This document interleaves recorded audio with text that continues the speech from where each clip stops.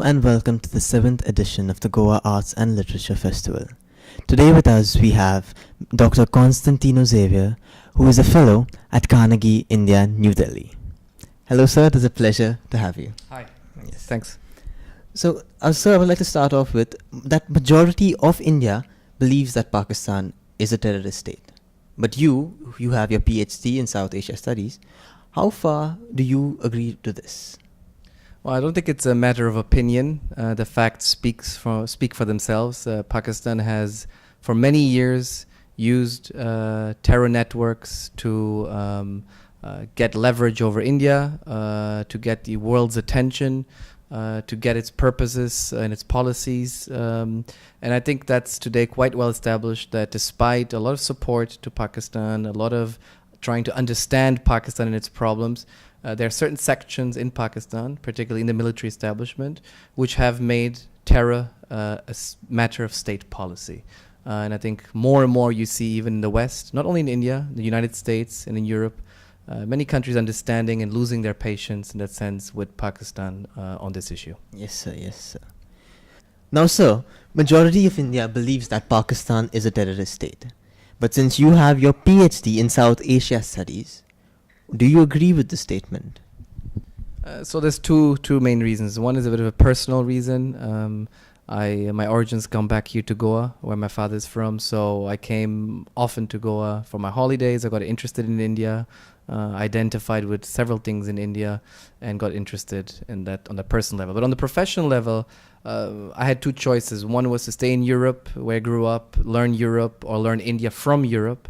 The other one was to look at a country which is changing, which is the largest country in terms of population in the world, which has an economy which is rising very quickly, and a country which is having a lot of impact on other countries in the world. And India, that story, I think, needs to be told. There's a lot of demand across the world to understand what Indian politics are, what India's foreign policy is.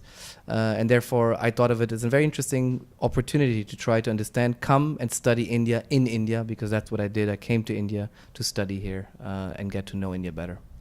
Now sir, you have your PhD in South Asia Studies. I would like to know what drew you to pursue your doctorate in this subject. So what governments do is they often support research from scholars abroad.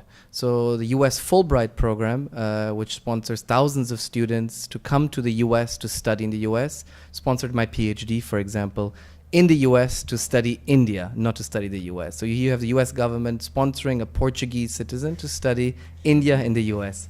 On the other hand, the Indian Council of Cultural Relations, which is similar branch of the Indian government, which supports India's cultural diplomacy, sponsored my studies in India at the Jawaharlal Nehru University in Delhi, because it saw, the interest of having Portuguese and European people to study India in India. So I'm very grateful to both institutions, because these are institutions which support studies, scholarship, research, and to which all students can apply for degrees, for research, etc.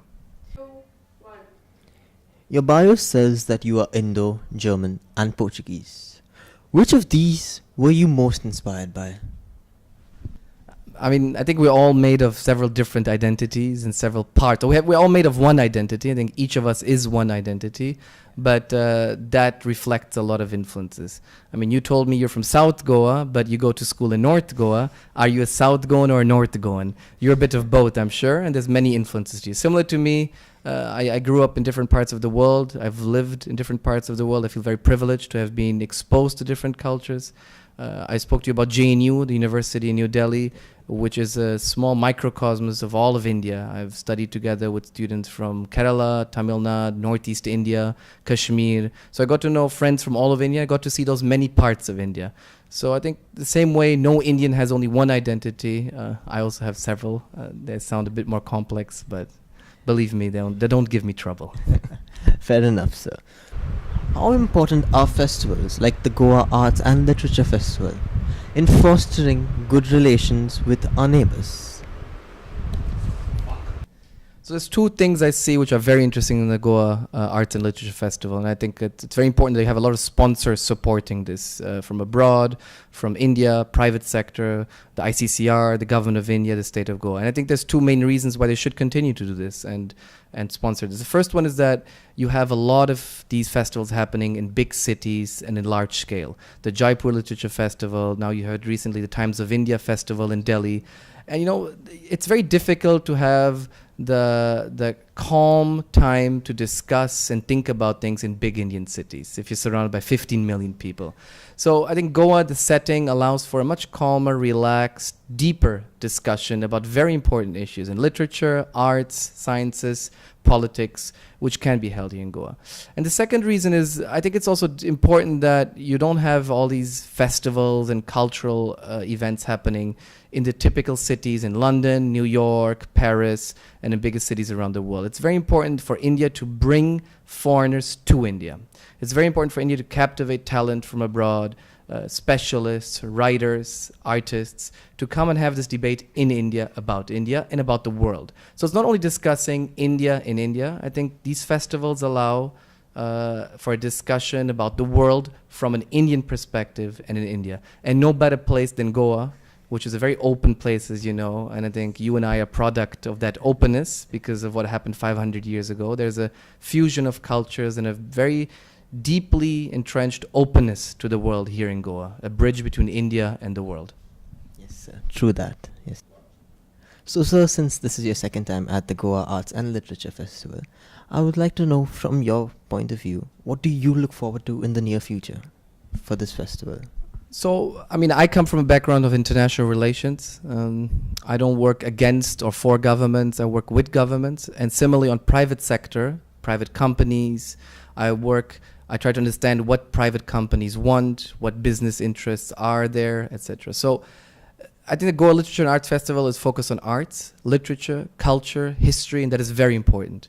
But I think none of these issues can happen. None of the funding, the institutions which support arts and literature can exist in vacuum, separated from government and the private sector.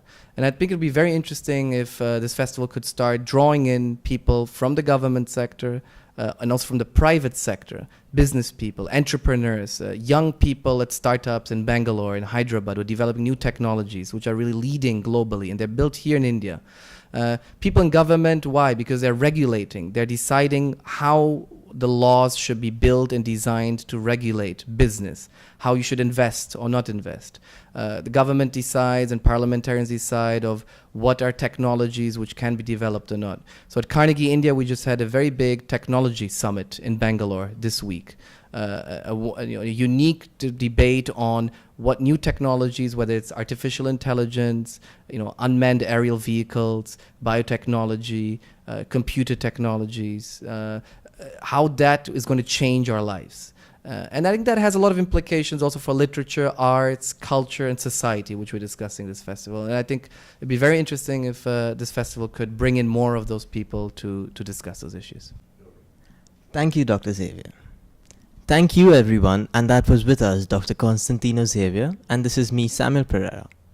Please stay tuned for more interviews.